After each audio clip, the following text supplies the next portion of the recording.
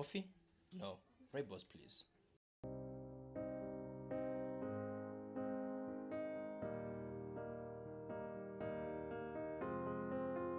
I will run, I will climb, I will soar. Spoken women sing. It's not the literal songs. It's the thoughts in a woman's head. It's the circumstances and situations that a woman is not open to talk about in her head. TikTok, tap out, back to reality. I am me. I am me that is whole. I am me that is powerful, capable, amazing, and kind, dressed up in confidence. When your dreams come alive, you're unstoppable. Take a shot, chase the sun, find the view. When someone hurts We you, will go in the dark, turning dust to gold, and we'll dream. Yeah, my name is Sana King. It's my preferred name. It's derived from my surname, my father's side, Sana. So I took the last four letters and made the first name Sana, and then also translated it into Sana. So it's Sana King. So when you say Sana King, you haven't lost it. It's not an original name. It's a powerful name. It's still my surname. It's the name that I gave myself last year. And I don't know if it's the name that's powerful or if it's me, the person. But I feel like me giving myself that name was, me declaring a lot of things upon myself and, like opening doors for myself. Because, every time I say Sonic King, even when I'm with my kids, I feel myself lifted up, And hence I came with the poem, I Am Me. So the I Am Me poem came from my poem called My Mother's Daughter. I was going through a very difficult time last year early when I moved into Alexandra. And I just finished school and my friends are gonna say they're studying at UJ, they're working at Burst, and I'm not studying anyway. I've taken a gap year to try to upgrade my maths so that I can do this, accounting science because I want to become an accountant. And my mom wouldn't let me go study literature, so I had to take it. So my mom moved in November 2017. No, last year was 2018. Yeah. She moved in November 2017. And when she moved in November, I was like, Mom, I'm not coming. And then January, she had to come and fetch me. It's like, I am forcefully moving you from this place. We have to move. And one of the reasons why I had to move is because we rented for like 8 years without finding a home. So we came from Tembisa, we moved to Phosphorus, and we were renting for 8 good years, and that is a lot of money. So we moved into my great-grandmother's house because it was not taken care of, and we were not going to rent this side. So my mom was thinking of that so that she could be able to move. And we moved, and when we moved this side, because when I was in matric, I was writing a book. And when I was writing the book, I was focusing on my school work, so I was writing, taking breaks. But in my gap years, where I literally got to sit down and finish, And then I was struggling to publish because I was naive. I was hearing this world, didn't know how it's done. I knocked at every door possible, like crazy. And I met so many people, I had a lot of promises. I'd go home and cry and say, God, thank you. I met this person. I'm seeing movement. Something is about to happen and that person disappears. I've been through a lot, trying to publish my first 2 books, which I haven't published. And the book that I have published now is my 3rd book, yet my first to be published. And it's a book that I wrote in July, and I sent it to the authors awards for a nomination amongst like 100 books. So for me to be nominated and get the award within such a short space of time was incredible. I wrote the book and I edited it myself, and and I sent it. So I would not have been able to write the book and edit it myself. My first 2 books taught me how to do the whole shebang, because I met a couple of people.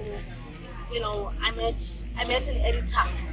Before I met her, I met other people that couldn't help me, that didn't understand my writing. I remember meeting this other lady, I don't know what her race is, but she was like, "Can you even write English? What are you writing?" You know, like she demoralized me. I felt like there's no way, there's no turning back. You know, I felt like I'm shit. I felt like my writing is shit, literally. So, how I used to look at myself in my craft was crazy. I used to look at books as a mine of profit. I'm like, yeah, once I publish, I'm famous, I have money. And I did not think of, once I publish, my readers, you know, will hear the message that I have inside myself. Because I now look at myself as a vessel that, you know what, I write for readers, I write for lives. It's not about me. And for me to say, what can I get from the book is insane. I should think of what can I give to people through the book, you know? When I had to do the book cover for this book, I had to run around and ask people for opinions. I asked, what do you think of my title? And I used to not have this art piece here, so it used to be plain. And my lecturers was like, no, it's too plain. For a fine art student, you're supposed to have something. And I was like, but white, just plain white, you know, is something. I was like, no. And I was asking my classmates, what they think, and you know. And the title was not always like this. And I had to like change it and restructure how it's, you know, written. I thought of making this subtitle and title at one time, you know. I had so many opinions that I almost lost what I wanted to give out. And then I said, well, hold up world, I'm gonna do what I wanna do. I'm gonna title this book this. And I'm sticking to a white cover. But yes, I want to color outside the lines. So I have a friend of mine who's an artist, Tanzania the artist. This is his art piece that I saw, I think last year. When I saw it, you know, it was engraved in my heart. I saw it, I was like, this art piece is so great. And then I called him, I'm like, my friend, that art piece, and I described it to him, because he has a lot of art pieces, like that art piece 1, 2, 3, 5 should be the book cover for my book. And he felt like, what? I'm like, yeah, it should be. And I want to buy that art piece, it should belong to me, you know, I'm very fond of it, you know. So, I'm launching my book next month. That's where I'm going to do the reading. That's where I'm going to do like the whole reading. And I'm working on my audio book as well. Because some people would rather listen to my soothing voice than to read my words. It's crazy. Otherwise, I normally don't perform poems that I write. I write for books and I, you know, recite. When I come up with a new poem, it's literally me standing in the mirror and I'm saying the words and then I memorize like that. Because when I write, I don't remember stuff. So I'm just gonna do the honors. I'm gonna name the titles for you guys and then choose one. I have a definition of a broken woman. A song of a broken woman. What breaks a woman? Are you afraid? Lonely? The woman must die. The power of a killed woman. Silence your advocates.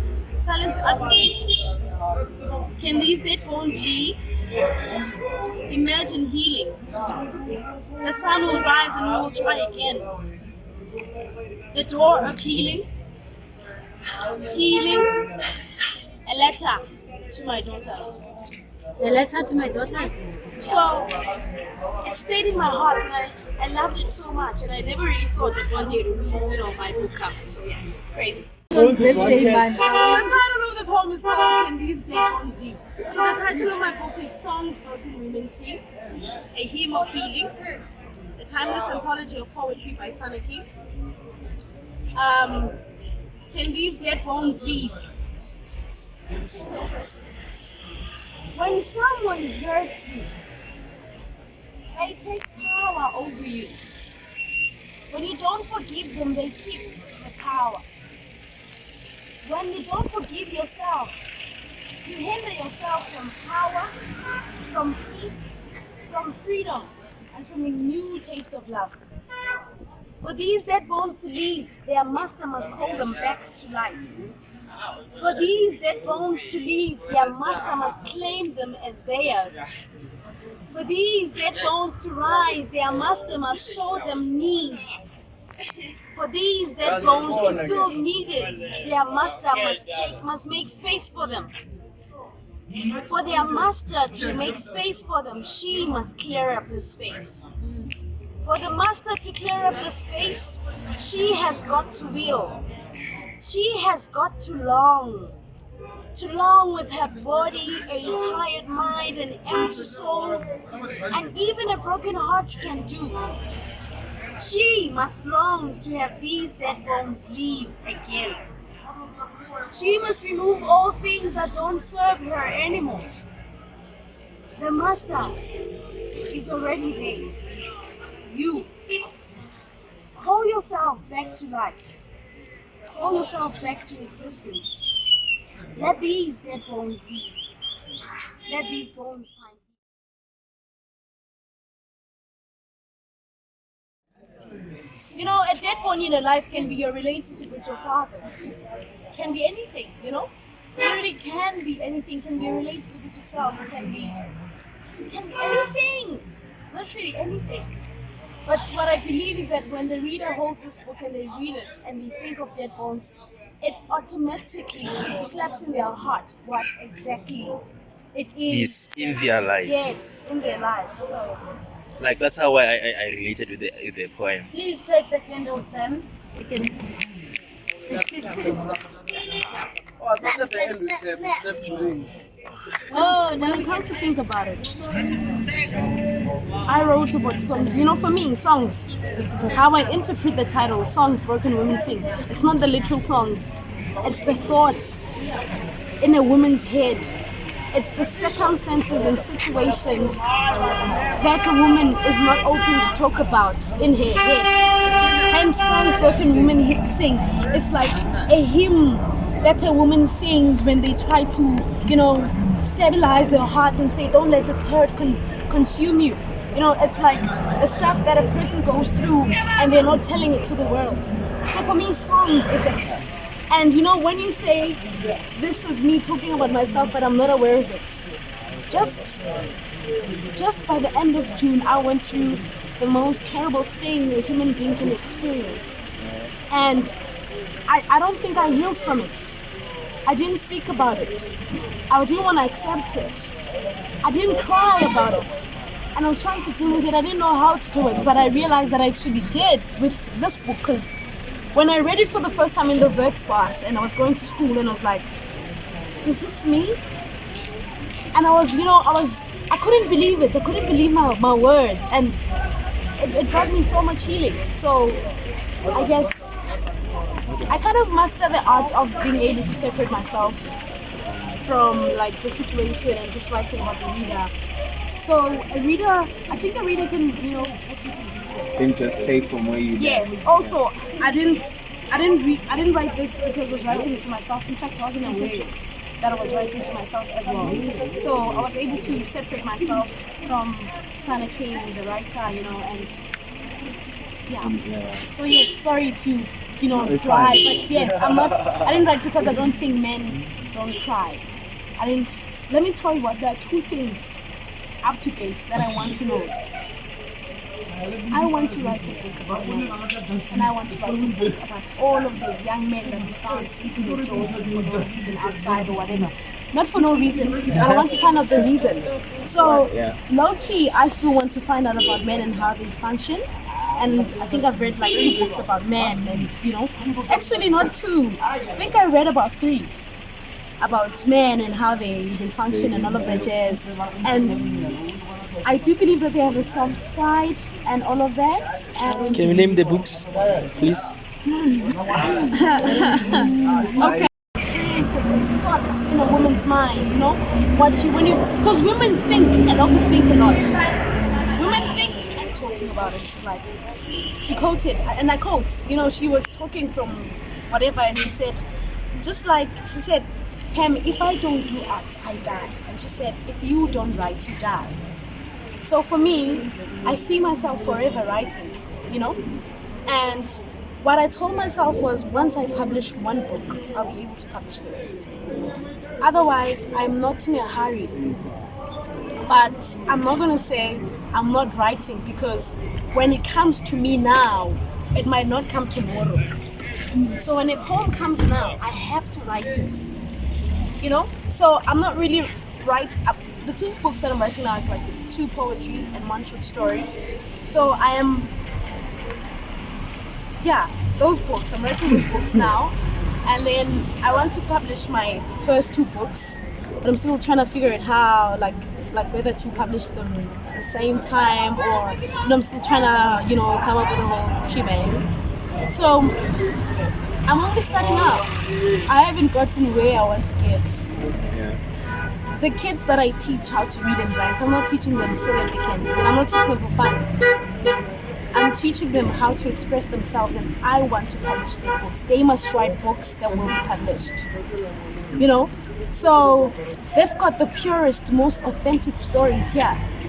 I tell them every time, I say, when I was in grade 12, I was reading books about Miss Naidu, say Brixton, New York streets or whatever. I mean, I'm not sure if it's Brixton or whatever, but yeah.